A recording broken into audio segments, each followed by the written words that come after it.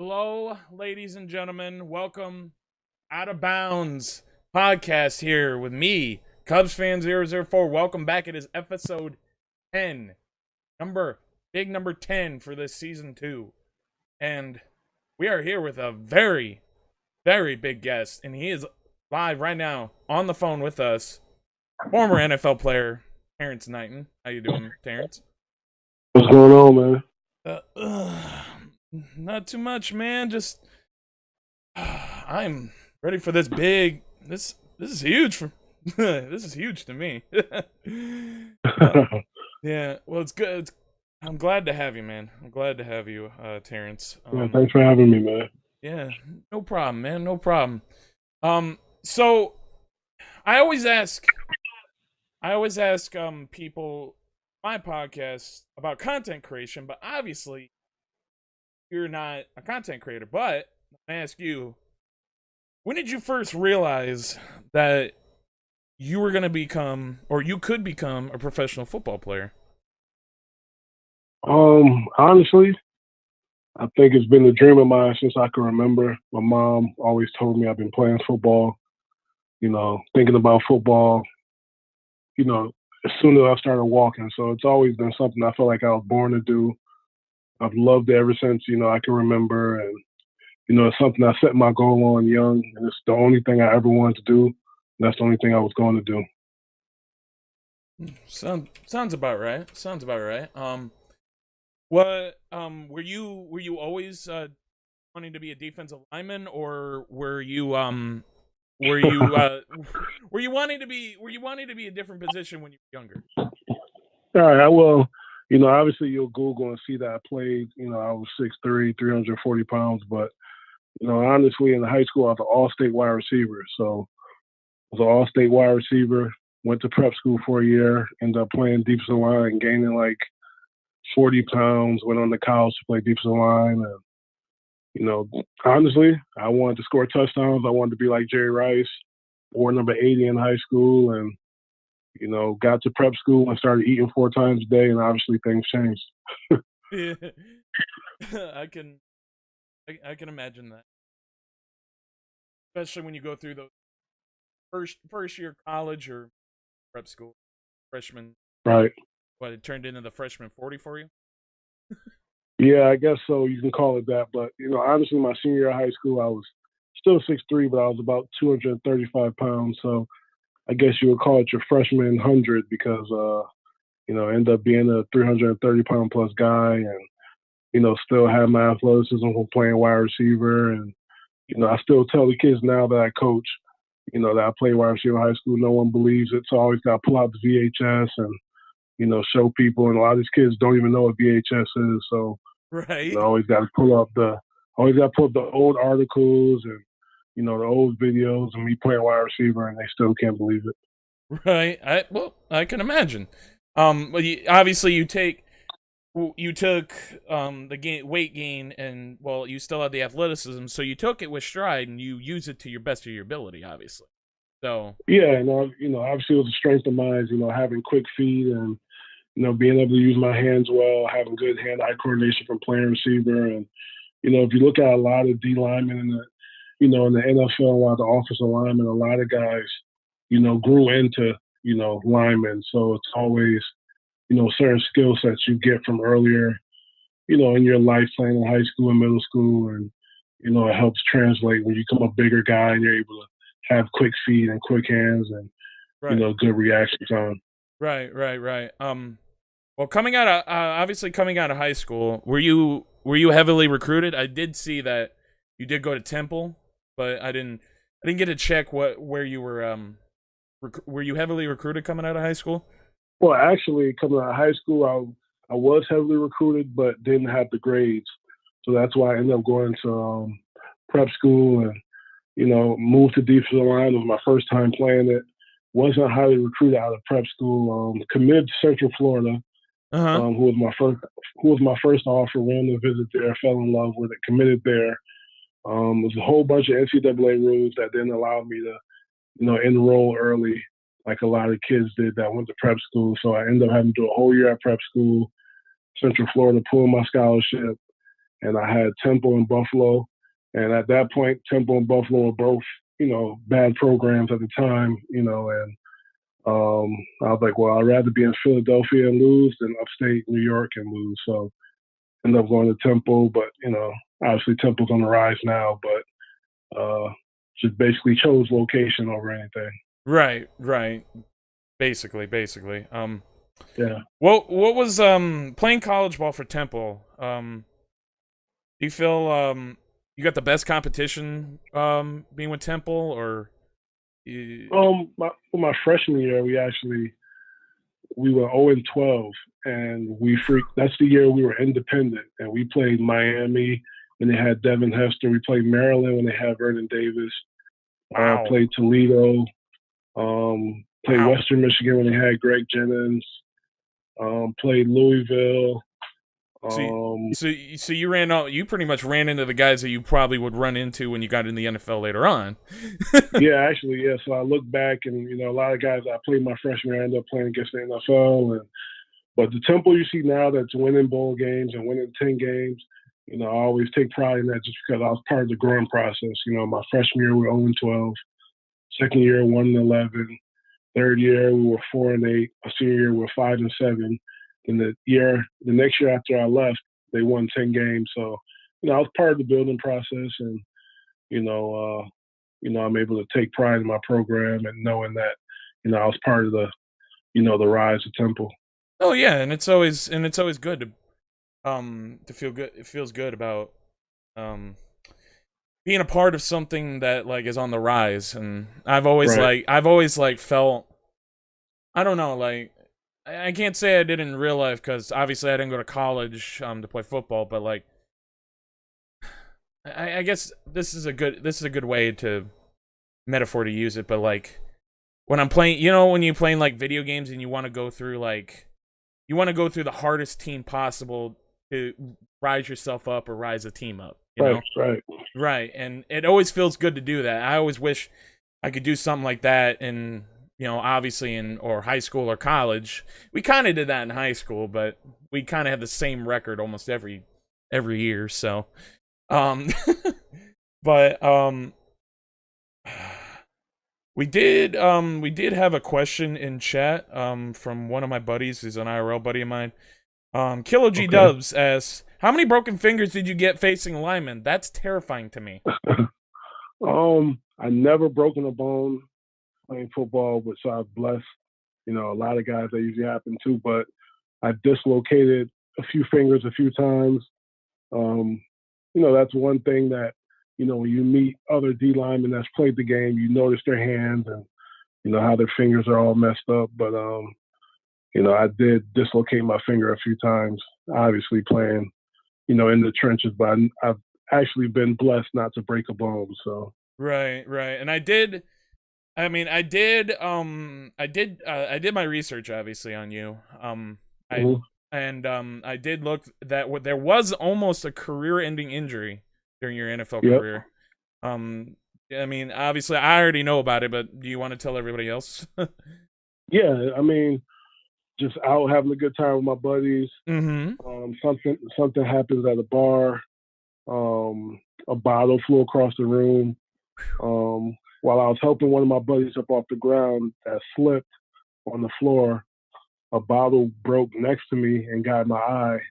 And the glass got in my eye. And once I blinked, it scratched my cornea. Ow. And I immediately went blind in my left eye. Wow. Um, Drove myself to the hospital, didn't know what was going on. I didn't know if, my eye was swollen. I didn't know why I couldn't see. Got to the doctor, found out I was blind in my left eye. Thought football was over for me. Actually, about 10 days out of surgery, before I got surgery on the eye, they were going to give me a glass eye. So football is definitely going to be over for me. So about 2 weeks before that surgery, I started seeing lights, and then went back to the doctor. He said my vision was coming back, and I was able to finish up that last year with the Jaguars, and that's why I was able to play with a dark visor during my career, which a lot of guys want to do anyway, and it added to my swag on the field. So ended Yeah. up working out for me. But I'm Makes blessed to overcome that, still play football, and obviously look cool with the face mask and the dark visor. So Yeah. It's always fun being able to wear the dark visors, and then you look cool, and then what? You think you're Ladainian Tomlinson or something? right, and it's it's still something I like when I play Madden or something. I add to my players, everyone has a dark visor, so it's a swag thing, and guys in the NFL always are trying to find ways to get it because you gotta have a medical reason. So guys are always trying to say, "Oh, I got poked in the eye," or I'm sensitive to the light. So guys are always looking for Really? ways to get dark visor. Yeah, guys are always looking for ways to get dark visor. So I obviously, had a legit reason, but it Yeah. was definitely cool. Right. Definitely cool. I do have another question from a gentleman by the name of Fiery Gaming, who is also a passionate Boston fan, Okay. just like you are. By the way, Okay, good. everybody else didn't know about that. He is full blown passionate Boston fan. What was it like playing for Tom Brady or Um, playing with Tom Brady? Sorry. well, that was actually the year, I got cut from New England. That was my last year, but, spending a lot of time within the OTAs and during camp. I would say Tom is more, how do I put this? We're from Earth, he's from Mars. You know what I mean? Like he does his own thing. No, Um, yeah, that makes sense. yeah, he does his own thing. He has his own ways he eats. His own chefs, his own people to take care of his body. Um, he's a great guy though. He's in the locker room, he's around the team, but he's not a big personality around the team. That I've noticed in my short time there compared to Peyton Manning, who was a jokester, prankster on the team, always around the team laughing. And like Peyton's like the guy that you see hosting the SBs and on these commercials. That's exactly who he is. That's not acting. He's really, truly a funny guy. So I think, Tom was just the environment also in New England was a little bit more serious than, the environments that I played in previously. So just strictly football. He did his thing. He focused on what he had to do that day for practice and the next day. And, it's obviously, a key to their success because that building is strictly football. Right. Definitely makes sense. Um,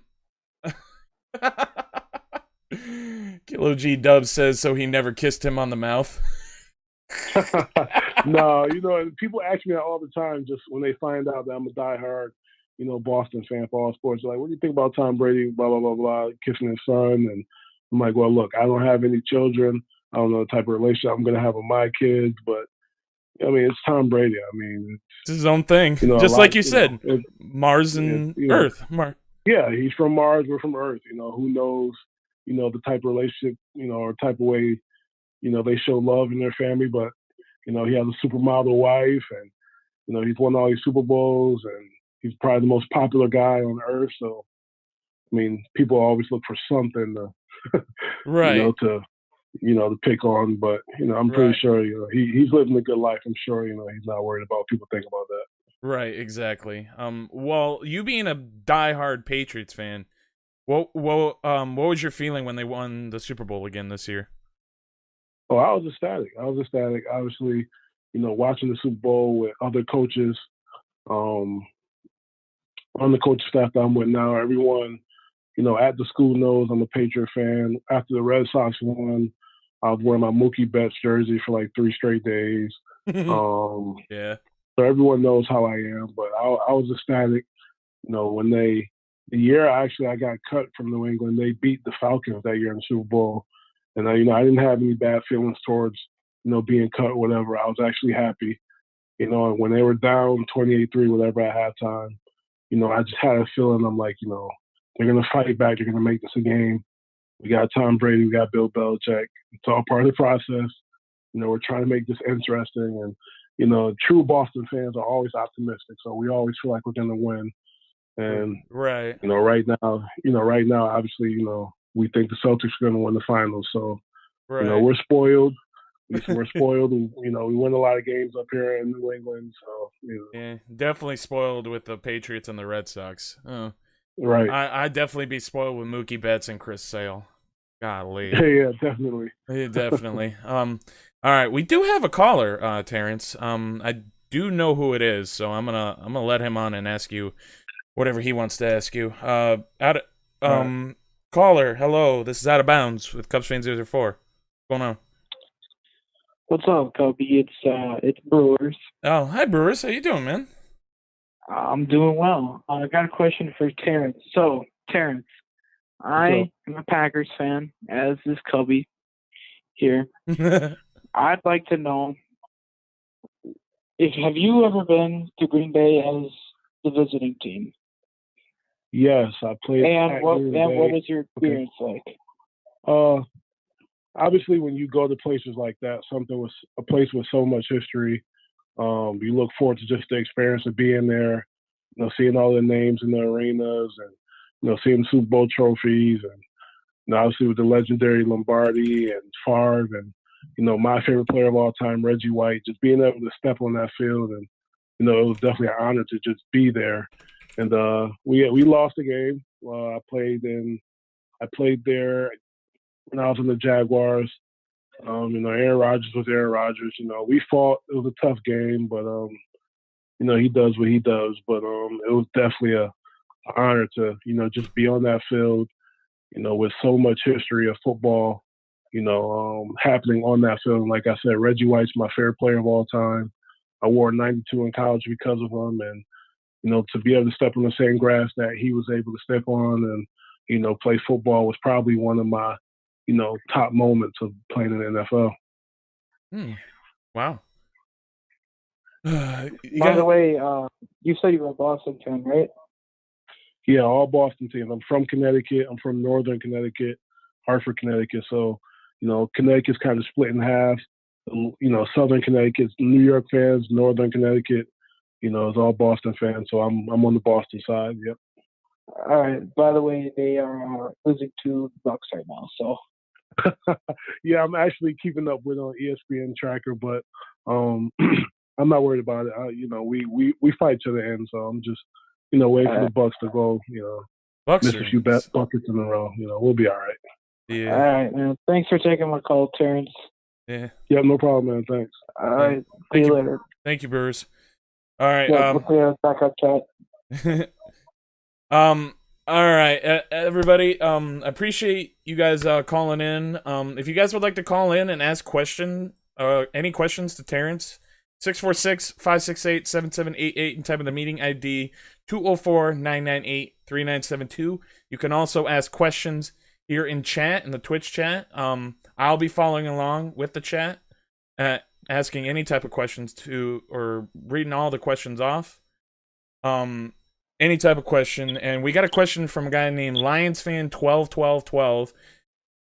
Ask what would be your dream D line? I can think of one, obviously, that you would play with, like obviously with you, and then two others or three others. Okay, I'll go with the 4-down approach. So I'll take myself. I'll take Reggie White.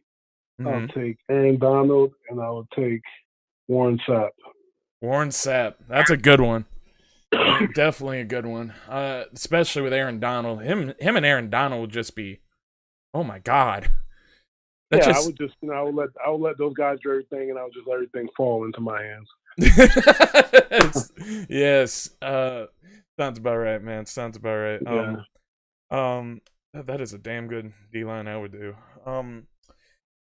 So yeah, that's a great question. That's definitely a great question. I've never been asked that. Never been asked that. Really? No. One of my mods, Cannibal, says, "Huh? What about Lawrence Taylor? Wasn't he a linebacker though?" Yeah, he's a linebacker. Because if you want to go outside backers, I could easily wear Von Miller, who I played with, DeMarcus Ware, who I played with, and of course Lawrence Taylor. Those three guys. If you're just doing strictly pass rushers, I would have went with probably Von Miller, Lawrence Taylor, and Reggie White. Definitely, that is the dream defense right there. Yes, it is. That is definitely the dream defense right there. So being a part of the NFL, you were only about 7 or so seasons. What was your What made you decide to want to hang up the cleats and start coaching for the college you're a part of now? Yeah, well, for one, my body started talking to me, and I always promised myself that I would listen to my body. Later on in my career, being a bigger guy, taking on a lot of double teams. Obviously, a lot of head banging and your knees, and you worry about your hips being a bigger guy, those type of things like post football. I always told myself I would listen to my body, and I've always had a passion for coaching. When I was in high school, I used to always, help out with camps. When I was college, I used to go home and help coach the high school teams, whether it was basketball or football. And during the NFL, I would always, you know, I always admired coaches and how they approach the game. And it kind of helped my football career, seeing it from a coach's perspective and how they prepare and game plan. And I always had a passion for coaching and wanted Right, to coach college just because of the to connect with the kids. And I always wanted to help. And right, I just knew I wanted to get into coaching and retiring at 30 and not being too old to relate to the kids. You know what I mean? And still being fresh out the NFL and a lot of kids still knowing me and right. um, getting right into coaching and you know, And I just wanted to keep rolling. I didn't want to. I took a few months off, went on a few vacations, but just the love of the game. I just wanted to be around it, and not playing. Obviously, coaching was the way. So now I take the same passion I had as a player into coaching. sounds about right. Who are you? What college are you coaching for? For any of the viewers that are out Well, there. yeah, well, I coach at Wagner College. It's in Staten Island, New York. Um, it's a FCS program, Division One AA. We play in the Northeast Conference. We play like Sacred Heart, Duquesne, Robert Morris. Mm-hmm. Um, yeah, and um, our out of conference games this year, we'll play UConn, we'll play FAU. So we do at times play some of the bigger schools. Like this past season, we played against Syracuse. So we do play out of big schools out of conference. Um, but it's good football, and it's right here in the heart of New York City. So I'm getting the full experience. Right, right. Definitely, definitely. You definitely are getting the full experience. Um, I do have a couple questions that I did get from the gentleman's over at Sports Gamer Now. Okay. I do want to ask you, obviously, to everybody out there, this interview was helped out and facilitated through Sports Gamer Now. They're a group, esports group tournament. They run tournaments. Obviously, you guys seen them throughout the MLB, the show community, Madden community, and whatnot. How did you get involved with them? Well, I've been playing Madden forever. I've been playing Madden since I can remember. Me and my buddy one day were playing. We always did franchise modes. It was just me and him. And then he told me about these leagues that they do, connected franchise modes, and got into that. Um, Obviously, being in the group me, you meet a lot of guys, you talk to a lot of guys, and you begin to add guys on your friends list on PlayStation and getting these party chats, and it's almost like it's a small community, and it's almost like these guys, but you never met them. And I heard these guys talking about the league and how they have commentary during the games, which was different than most of the leagues I'm in, where you just have to stream and no one's commentating, you're just watching the game. And I thought it was cool that they do that, and it's a little different and it's a super active league. And when I say super active, meaning guys play their games right away, and the chat's always buzzing. And I wanted to get into it. You always look for leagues like that are just you know just exciting to be in, that you look forward to playing in. And they got me a spot, and they gave me the Jets, which was terrible. Obviously, being a Patriots fan, but I made the team work. I'm actually in the playoffs now. I'll probably have a Mm-hmm. big game tonight that I look forward to winning, actually. And then, just went from there. And I enjoy that league. And I actually play in 3 different leagues right now. And I'm addicted to Madden just like the next guy. Right, definitely. I mean, definitely for me when it comes out, I'm a big MLB guy, and that's where most of my community comes from. But when Madden comes out, I'm definitely like one of the I'm on it, I'm playing it, I'm streaming it, and Right. and so I'd say I've been fairly addicted to it since '03 when Marshall Faulk was on the cover. Man, Right. that was way back when. But so what do you? I mean, what are your thoughts on like streamers, YouTubers in general that like obviously all these guys go out and make a living doing like YouTube, like making Madden videos or making doing streaming Madden. Like obviously you see the stream with SGN. Like what are your thoughts on like some of that? Because like I know like it's confusing to some people, but like like and are you like big into like streamers? Do you watch people on Twitch? Do you watch people on YouTube? All the time. And you gotta, when you play in these Madden leagues, guys are always looking for advantages. We got this thing where we call people cheese players that go on YouTube and look for plays that Yeah. messes up the Yeah. artificial intelligence of the players. So Like you nano gotta keep blitz. up.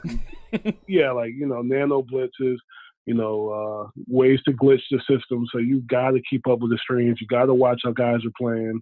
You gotta have Twitch. You gotta have YouTube. You gotta subscribe to these top players. The guys that you're playing in the league, and you gotta subscribe to their pages. Like even guys that I'm in a league with, if they're playing another league game in another league, I'll watch it just to see how they play, what they do against different guys. And like I said, no matter what I'm doing, I take the same approach, whether it's coaching, whether it's Madden. I'm studying game tape. I'm watching these guys play. I'm game planning them, trying to figure out any way to get an edge. And, when you're watching these streams and you create your streams, depending on how many people are watching my streams, I sometimes won't pick my bread and butter plays just 'cause I know a lot of people are watching. You know what I mean? So you're always looking for an advantage. And I think the streaming is very important. And it's, probably the one part of Madden that's built the brand over the years, the streaming, obviously. Right. And definitely especially with esports.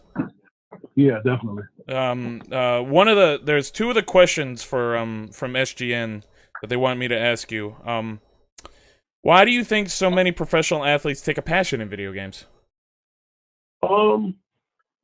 Honestly, I think it's just I wouldn't make it a professional athlete thing. I think a lot of people, think that, athletes live this crazy life or we're just playing football and then we're flying to Europe and doing all this crazy stuff. Like there's most guys in the NFL that I play with actually just treat the NFL like work. We go to work, we come home, we eat dinner and play video games just like the next guy.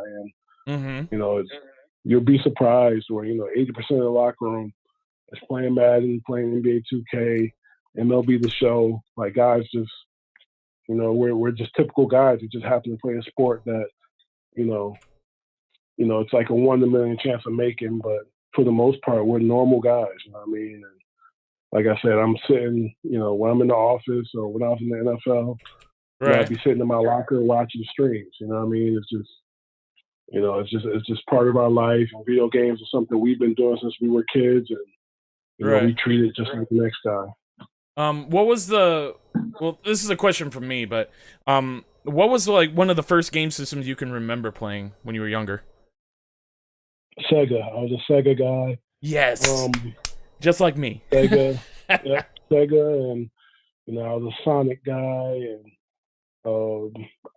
honestly I didn't really get into sports games, too much. I was like, I play Sonic, Mortal Kombat, those type of things, and I didn't really get into sports until I got like a Super Nintendo, and and the what was it?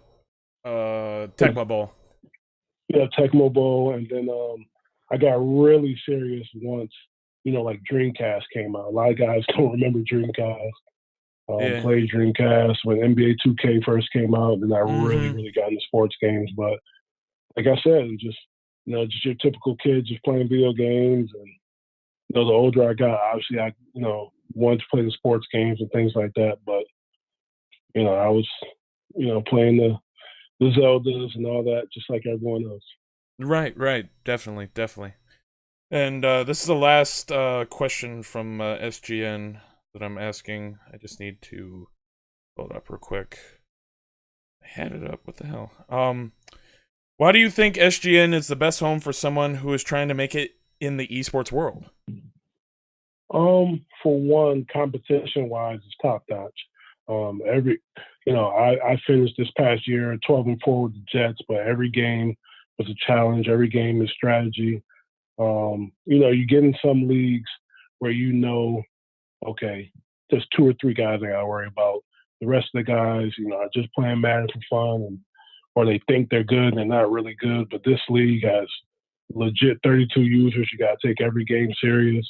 And those are the leagues that you want to play in. And I could see why, so many people want to play in that league, and so many people, there's a waiting list to get in it, and it's super active. And those, I love the competition, and I'm looking forward to shocking a few people in the playoffs. Right. Definitely. There's 2 questions I've got from the chat that I didn't get to read off, and then we're gonna get to a caller that is called in right now. Cannibal, one of my mods, asked, who do you see as an up-and-comer in general, not necessarily just on the defensive side?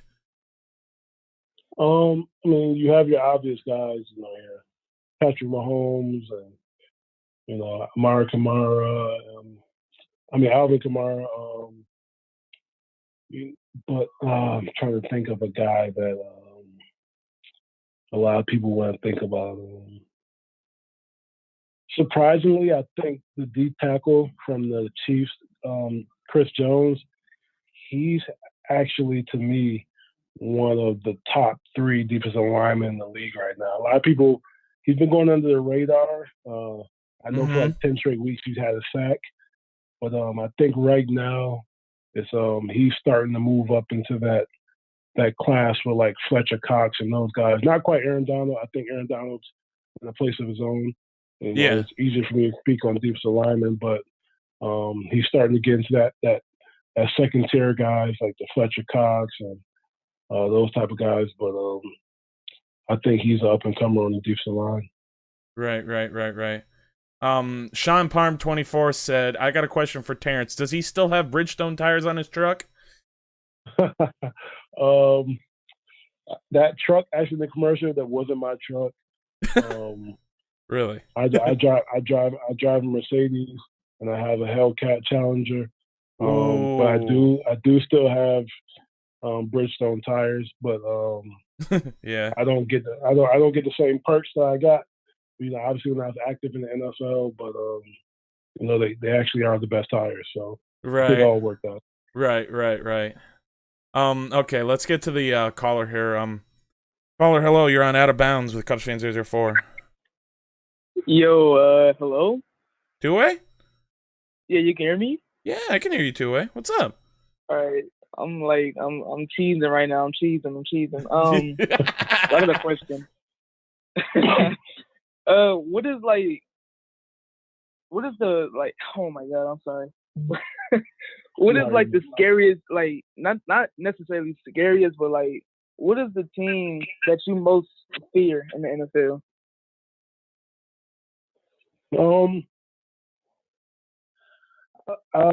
I hated playing. What do you think is your biggest competition? What was your biggest competition, basically? Yeah. It was playing against New England. Playing against New England, you knew it was going to be hard to get to Tom Brady. They were going to have some type of game plan to take you out of the game, and obviously, me being one of the dominant run stoppers in my career, they weren't going to run the ball right at me. They're going to run the ball outside. Tom's going to get the ball out quick because we have Von Miller and DeMarcus Ware and those type of guys. And it was just a headache always playing those guys. So I felt good to finally beat them that year in the AFC Championship. But just playing against the Patriots, you just knew they were going to find ways to, take your better players out of the game and make you feel like you're not doing shit the whole game. And they were just really, really good at that, and that's why they're successful. And but I enjoy playing against top offensive linemen like Trent Williams playing against him. Marshall Yonda was probably the best offensive lineman I played against just because fellow Iowa he's strong. boy. Yeah, there you go, Iowa guy. He's strong. He was athletic. He was smart. And at the same time, he was a good dude. You know what I mean? So it's a guy I'm going to war with, and we're talking in between the plays. You know what I mean? So it's just, you know, it was just he was a great guy, but it was also a great football player and knows the game. Those are the type of guys you love going against. Whereas, you know, you go against assholes like, you know, Incognito who, you know, take a cheap shot on you and, you know, talk crap and those type of things. So, you know, it should give me, give and take with a few guys, but for the most part, you know, I think like Marshall Yonda was the best offensive lineman I played against, and the Patriots is the hardest team you play against for sure. Right, definitely. All right, man. I appreciate you answering, Doug. Yeah, no problem, man. Yeah, thanks for calling, Two-Way. Better. Yep. All right.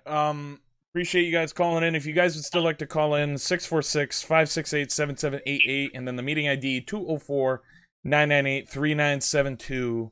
More questions are coming in, but you pretty much answered a couple of these. What was the toughest guy? Well, you might have answered this, but who was always the toughest guy to sack? More so Peyton Manning than Tom Brady. Really? Yeah, because Tom was a little bit more, I would say, competitive, and he felt like you couldn't get to him. Whereas Peyton, the ball was coming out quick. You know what I mean? At least the Patriots, you know, you play against them, they're going to play action, take deep shots down the field. You know, Brady's going to sit in the pocket for a little while. You know, but Peyton, he didn't want to be touched. He didn't want one stain on his jersey. And once you're close to him, he's getting that thing out quick. You know, he has a quick slot receiver that's going to get open. You know, he has good, timing with his receivers. It was just so annoying in my 4 years of playing against him when I was in Jacksonville. Obviously playing him twice a year. It was the most annoying thing of all time. I can imagine. And then, okay. What was with the amount of teams you've played with? What was the one coach you were always really fond of, or like you enjoyed working with the most? I would say Jack Del Rio. Yeah. Obviously the head coach in Jacksonville when I got drafted there, but like I said, he's one of those guys that I love the way he approached the game. You know, he brought a toughness about any team that he was on. He was a linebacker. He played the game. And, you know, you always respect the coaches a little bit more that played the game and they know what you're going through, know what you've been through, and they've been in those wars. You know what I mean? They understand it. And obviously he went to Denver, became D coordinator there. I became a free agent. He brought me there as well. So I've always had a good relationship with him, admired the way he coached. And if I would say anybody in my NFL career, it would definitely be Jack Del Rio. That's definitely a good one. I haven't even noticed where that man's coaching nowadays, but what? No, he's not coaching. He's not coaching right now. I know he was in the runnings at one point for the USC job, but I think right now he's just chilling, waiting for the right opportunity. Right, definitely. Sean Parham asks the most memorable moment of your NFL career. AFC Championship, 4th and 2, sacking Tom Brady. Big moment in the game. The loudest I ever heard an NFL stadium in my life. Before the play, I knew I was going to make the play. I envisioned myself making a play to go to the Super Bowl, and it happened. And, you know, it's a play that, you know, Bronco fans still talk about. If I go to Denver right now, people are going to remember me for that play. You know, I'm basically royalty in Denver for doing that and sending us to the Super Bowl. One of the game clinching plays. You know, you always want one of those plays in your career. And, you know, to have the biggest play of the game to help us go to the Super Bowl is definitely something I'll never forget. Right. Definitely. That is definitely dope. That is dope. God, I'd be geeking.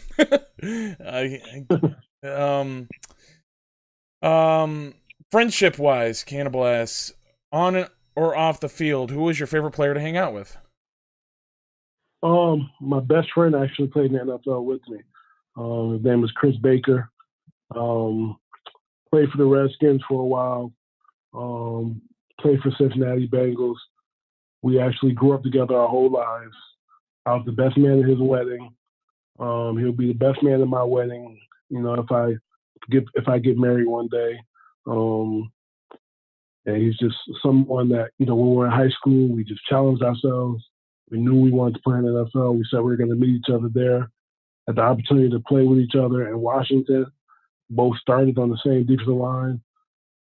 Actually signed with the Redskins like a week before his wedding, which was cool. So it was the perfect scenario. He's my best friend. We still talk to this day. We talk almost every other day. And it was definitely a dream come true playing with a guy that I remember growing up with since I was 6 years old. Right, definitely. So who gave you the nickname Pot Roast? A guy named Clint Ingram. He was a linebacker. Played at Oklahoma. Got drafted by the Jaguars. He was like the king comedian. Like if he was around you, you knew he was gonna, you know, find some type of joke. And Yeah. I ordered it on the airplane, and he said from now on he's gonna call me Pot Roast. I didn't think it was gonna stick. Obviously, the next day when the media was in the locker room, he told all the media, "Hey, from now on, call him Pot Roast." Fans found out about it. Media was calling me it. Teammates started calling me it. Family started calling me it, and it was over from there. So, I mean, when you're a big guy, you know, you want a nickname. So, you know, I guess Pot Roast is fitting for a big nose tackle. So, I guess, you know, Right. it made me more money in my career having a nickname than probably not having one. Right. That is definitely a good thing to have, especially with being a professional player. Oh, we have a question from Dodger Dog 12. How difficult is it to adjust from team to team? The moving part sucks, but football is football, man. And you know, no matter what locker room you're in, everyone's in there for the same reason: it's to win a Super Bowl. Guys understand that, you know, playing in the NFL, that every day you're evaluated. When they bring a guy in that plays your position, or you go in somewhere and you know there's been a guy that, say, you go to a team that already has a starting nose tackle, like it's an understanding. Like, look, we're going to go to war every day. We're going to compete every day. We're still on the same team, but you know, at the same time, it's a business, and you understand that, you know, you got to do what you got to do every day. So, you know, you got to have that alpha dog mentality that you're going to be the guy all the time. But, you know, the only thing sucks about, you know, trading teams, like I said, is moving, you know, and, you know, that's just like the regular person. Everyone hates packing up and moving and, you know, doing all that stuff. So, you know, and, you know, usually you get a lot of help with your family, or, you know, you pay someone to do it. But just to move in and getting used to a new city, and, you know, getting your family acclimated to a new city. If you have a family that you're moving with you, you know, a lot of guys hate moving their kids into other schools and stuff like that. So I would say that would be the hard part about it. But football wise, you know, locker rooms are locker rooms. Right. Definitely. That makes sense. Toughest Sean Parmas, toughest stadium to play at. Seattle. Seattle was the toughest place to play. It was so loud. Obviously, when I played there, when I was in Denver, they beat us in the Super Bowl. We went up there. We went up there with the mentality that we were gonna, you know, obviously get some payback. We ended up losing to them in overtime, but it was the loudest place I've ever been, besides playing in Denver at home. But the stadium's actually built, you know, to be loud. I guess NASA built the stadium to be the loudest stadium. Right. Yep. So there's some science behind it. You know, even though I think they cheat and turn on speakers and stuff, that's how loud it is. But, right. 12th man. Yeah, but you know, when it gets loud in there, I'm sitting on the bench. Our offense on the field, but it's quite the experience, though. Yeah, I can imagine. I can't even. Well, I mean, I've been in my fair share of stadiums. I've never been in. I've never been in I've never been in an NFL stadium, but being in college stadium, like Kinnick Stadium for Iowa, Yeah, it's a different experience. I can imagine. Yeah, especially when there's nothing going on here in the state of Iowa besides, football and football. Right, Football, wrestling, and basketball. That's it. right. um Two-way asked, does he know any of the Detroit Lions players personally, and are you a fan of the Lions at all? And I already know the answer to that second question.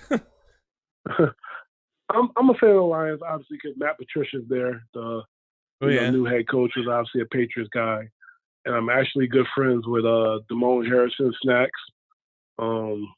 Actually called me out on Twitter a year ago now. A year ago, called me out on Twitter because he heard I was the top dog in Madden. He actually called me out on Twitter. I streamed it, and I beat him 21-0 3 times in a row. Jesus. And he pulled the plug 3 times. So if you go to his name on Madden, it probably says the last time he'd been online was a year ago. That's because of me. So, all our followers got to see it. He posted my stream on his Twitter. I posted it on mine, and everyone's seen, who's the top dog in Madden. So he won't be calling me out anymore. Have you ever tried to reach out to any of the professional Madden players and playing them maybe a little bit, or playing with them? I mean, I want to, but I know they play a little different because they play MUT. I don't play MUT, and I don't want to play MUT because then they'll have the advantage, and they don't want to play just regular head to head because then probably I'll have the advantage. But I do follow a few of the top guys like Dreamy and Problem and those type of guys. Sometimes I'll check Problem stream out, and he's giving me a shot. He's given me a shout out a few times on this stream, and I follow some of those guys on Twitter. And like I said, a lot of guys in these connected franchise leagues, watch those guys and take plays from it. So like I said, you gotta watch those things, and you gotta watch these streams and see what's going on and see what's the new defense of the week, because everyone sees a top player do it, and everyone does it. You know what I mean? So you got to know what's going on. Right. Definitely. Cannibal, as obviously a joke question, but could I come hang out one of your barbecues? Such a down to earth dude. Yeah, man. I mean, I've actually I have my own Madden league, and a few guys were saying they're from Miami. I was like, hey, I'm gonna be in Miami next week. Let's all link up. They didn't believe me. I got down to Miami. I called them. They showed up. We hung out, grabbed a few beers, and watched football, and ate some good food. And I'm just like I said, I'm a normal guy, man. I played in the NFL, but I'm just like the next guy, man. I want to go to Buffalo Wild Wings and have some wings and a beer just like the next guy. And sit there, drink beer, talk about sports. That's it. I'm just, I'm a regular guy. Yeah, definitely. That happened to play football for 7 years. Right. Yes, Kilo G. Kinnick is sacred grounds. Especially in this state. So do you have any other plans you have with SGN? Or are you just gonna keep playing leagues with them, or do you want to maybe I'm gonna keep playing. Go ahead. Yeah, I mean, I'm gonna keep playing in the league with them. Obviously coaching takes up a lot of my time. Right now is probably the easiest time to play, but once camp comes along and the season comes along, it's usually hard for me to, to play Madden games. And but I'll definitely stay in this league, and in the future. Mm-hmm. I'll definitely, next year, Madden and all that, I'll definitely stay connected with the league, and I want to, actually be a part of the, SGN family and just, continue playing in that league. Mm-hmm. There is one question. Is there any other sports games you play other than Madden? I mean, obviously eat, sleep Madden a lot when you're not working, but is there any other sports games that you enjoy? Oh yeah, I'm a big 2K guy. I have a stretch 4 that's a 91 overall. I go to the park, and play with a few of my buddies. I play MLB The Show, but I don't play head to head. I just do Yeah. You know, Road to the show. Road to the show. I'll do that, and yeah. I have a picture. I have a picture, and I'll put it on the easy and make sure I throw perfect games because I always want to win. Yeah. Right. One of the more difficult games I play, but you know, it is. It definitely is. It's something I've been playing streaming for the last 3 years, so I definitely know what you're talking about. Yeah, and I've actually watched. I'm not sure who, but I've watched a few MLB The Show streams, and I just don't know how guys do it. You know, guessing pitches and moving it to the right spot. I played online against a guy once, and I couldn't get a strike. I couldn't even get a strike, so I'll just stick to the Road to the Show and play by myself. Right, definitely. Well, it's cool to know that you've been watching some of us. I know there's like quite a few of us in the community that we eat, breathe, and play this game on a constant basis, and that's why we're waiting for the next one with Bryce Harper on the cover. Right. Where do you think he's going? Philly. Everyone's thinking Philly, huh? I honestly, if it's not Philly, I don't know, because like obviously, me, I'm Cubs fan 004, so I'm a big Cubs fan, and I was like, oh shit, Bryce Harper maybe going to the Cubs, huh? Yeah, I thought so too. But no, like we don't have the money for that, but and the owners had to reiterate it many times, but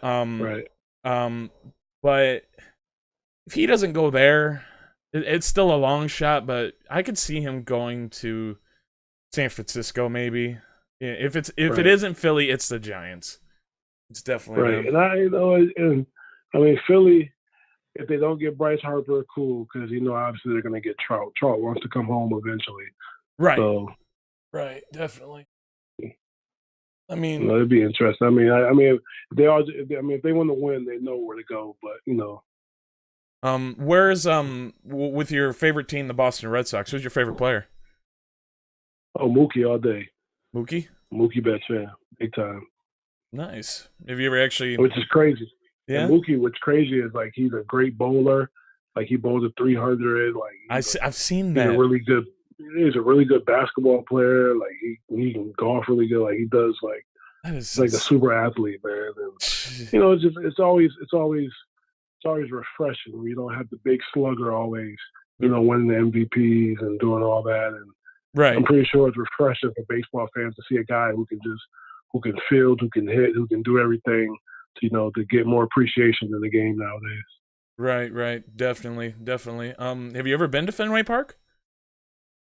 No, I've never been to Fenway Park. I went to a few Celtic games, a few Patriot games, obviously, but no, I've never been to Fenway Park. Wow. Do you end up wanting to go maybe to Fenway Park when you have some free time? Yeah, I plan on it. I definitely plan on it. Just, I've always wanted to go, but once baseball starts, OTAs came back around. I just never had time, and always was looking for the perfect opportunity to go. But I had a chance to go one time when I was in Denver, but didn't go. So just I'm waiting for the right opportunity. Right. Definitely. I'll go to a World Series game this year when we win back to back. Calling it now? Back to back? Calling it right now. Yeah. Definitely. I could see it happening. They obviously got targets on their back, and when you've got Mookie and you got JD, it's just that's just filth. Yeah, just getting Pedroia back is big for us. So. Yeah, definitely. All right, I do have a few list of questions I didn't get to. Dodger Dog says, does it get annoying having people come up to ask you and ask for a picture, etc.? It all depends where I am. Like if I'm back home in Connecticut, a lot of people know who I am. But for the most part, like when I'm here in New York, I don't get it. People obviously look at me and say, okay, he obviously plays football. He's a big guy, but football, being the fact that we wear helmets, if you're not a big face like a quarterback or a running back or wide receiver, like a hit big. You can go unnoticed. You know what I mean? Like Odell Beckham can't go anywhere, obviously with the hair, and he's an offensive guy, and that's the league pushes that image for offensive guys. But for us big guys, or just big guys, walking around and people know okay, he has to play football, but I don't know who he is. You know what I mean? Because they don't know our faces like they would with basketball players. But if I'm in Connecticut or I'm in, Denver or I'm in Jacksonville, the city that I played in, people pretty much know, and it doesn't bother me. It Right. doesn't bother me because I know if I was a kid and I seen a player that I knew, I would hope that he wouldn't, be an asshole about it. Right. Definitely. Sean Parham asked, where do you think Le'Veon and AB are going? Le'Veon obviously is going to be a Jet. They're the only team that's going to be crazy enough to pay him what he wants. They do have the Antonio most money. Brown, yeah, they have the most money, and they need him desperately, especially having a rookie quarterback. But AB is more tricky because it's going to have to be someone that has a established locker room that can handle his personality. And obviously going to have to be a quarterback who is ready for a wide receiver that literally wants the ball every play.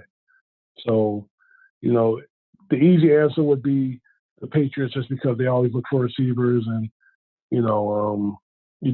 it's a place that he will go in and, he would be humbled really quickly because they do things a certain way. But you can also see him, playing with a young receiver, a young quarterback like Garoppolo. Obviously, the history there with like a Jerry Rice, something like that. Me personally, if I was him, I'd go to Green Bay. That would be Ooh. me. Wow. That's where I would go. I didn't even know that was a hot possibility with me being a Green Bay fan. Ooh. Yeah, I haven't heard anything about it, but I'm surprised that it hasn't been talked about more because obviously, when you guys lost Jordy Nelson and you got somebody like Devontae Adams who would be a great compliment to him. I think Green Bay would be back in Super Bowl contention with those two guys. Right. Definitely. Tell Terrance, Sean Parham said, tell Terrance to come to Rochester for a AAA game this summer. He can help us on the grounds crew. Upstate New York is one of those places I've never gone unless I have to. So, right. It's a busy place. Yeah, they take care of me. I'll definitely come. You know what I mean? If they, put me in a nice hotel, I'll make my way up there. Right. All right. A few of those questions are answered. I will fire off a few questions for you. Like just random, like one answer questions. All right. Okay. Favorite video game of all time?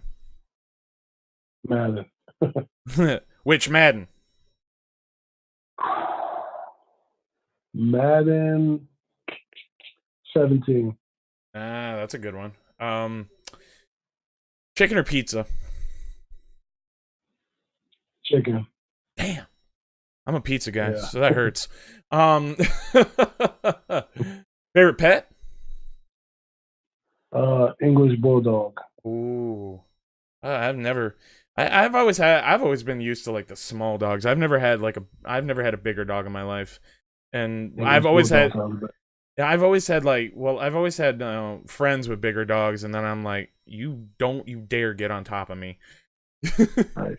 Right. I just love English Bulldogs because they just like when you want to play, they'll play. When you want to sleep, they'll sleep, and they have no problem sleeping all day. So. Right. Definitely.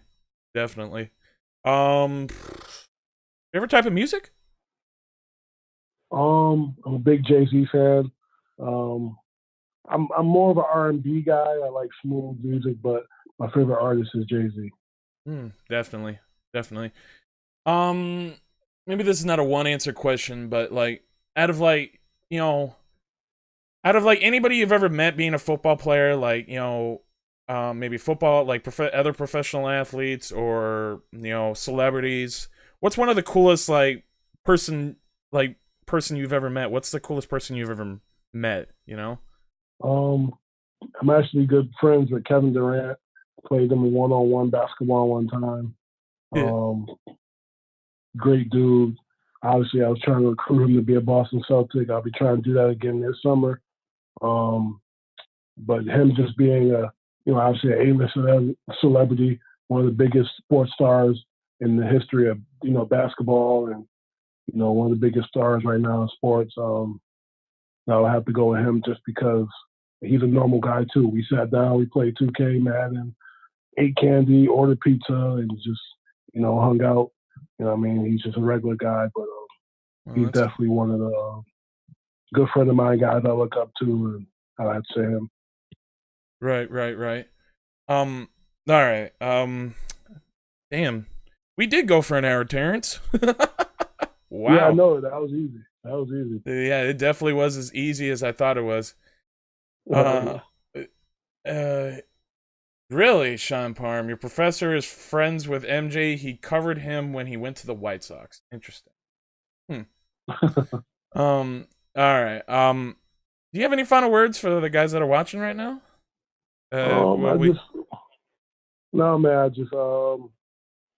Same thing I just tell a lot of people, man, just, in the game of life, man, just do what you want to do every day, man, and be around positive people, stay around people that, are doing the right things, and just enjoy every day, man. And, if you have a dream, don't let nobody tell you can't do it. Set your mind to it and, just go for it. I wanted to play in the NFL. That's the only thing I wanted to do. That's the only thing I was going to do, and no one was going to stop me. So if you have a dream, stick with it. And, your path to get there, it'll be people that tell you can't do it, whatever. Just stick to what you got to do, man. And, anybody's dreams can come true. Wow. Very powerful words, Terrance. That is great. Very, great, powerful words. Dodger Dog did have one last question. I don't know if you do stream, but I did see that you do have obviously a Twitch. You want to let them know what your Twitch is? Yeah, my Twitch is Knight92, so that's TKNIGHT92. I usually stream more so on YouTube. I know in SGN they make you stream on Twitch. But my YouTube is the same as my PS4 name. You Got Roasted 96, YOUGOT, Roasted ROSTED 96. And if you do send me an invite, you will get roasted. So be ready. Oh my god. You Got Roasted 96, you said? You Got Roasted 96, yep. Yeah, all right. Got that written down for the chat. All right. My final words to everybody out there. Thank you again, Terrance, for coming on. I really appreciate it. This is a really cool interview, getting to know former NFL player. It's really no doubt, man. I enjoyed it. Yeah, I definitely enjoyed it too. Appreciate everyone coming by, asking questions, calling in. To the couple of people that did call in, I appreciate all of you. I really appreciate SGN for facilitating and helping me get this interview put together for me. But that's it for us tonight, guys. To end the stream tonight, guys, I'm gonna send you off to one of my good buddies, Kilo G Dubs. We're gonna raid him, send you off. He's playing, probably playing Apex Legends, but yeah, appreciate all of you guys. Great podcast. Thank you again, Terrance. And this has been Out of Bounds with Cubs Fan 004 live on Twitch. Later, boys.